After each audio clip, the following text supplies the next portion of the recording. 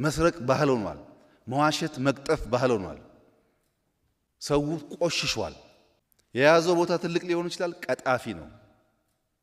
የራሱን ህንፃ ገንብቶ የመንግስት ቤት የሚሻማ ነው ባለስልጣን የሚባለው። ስንቱን እናውቃለን እኛ በየሰበታና በየቡራዩ የተደረደረ ህንፃ ስንቱን እናውቃለን። ደህንነት እኮ በእኛ እጅ አልነበረም።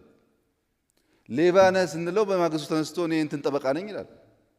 ሌባ ጠበቃ የሆነበት ሀገር ነው።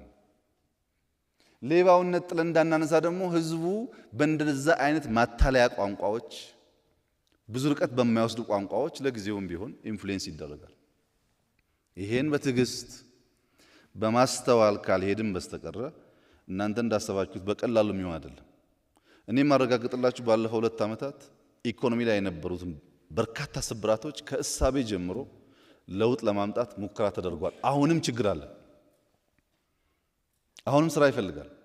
በፖለቲካው የመጣው ለውጥ ለምሳሌ በመንግስት ሚዲያ ቀላል ኤግዛምፕል ልስጣችሁ።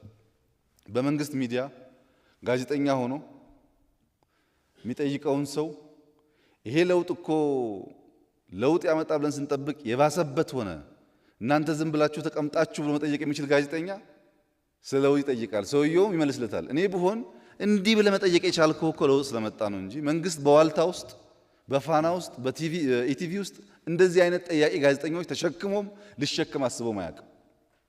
ለውጥ ከዛ ነው የሚጀምረው። ሌላው ሂደት ነው። ራስን ሳትለውጥ ሀገር መለወጥ ፓርቲ መለወጥ የሚባል ሁኔታ ውጤታማ ያደርግ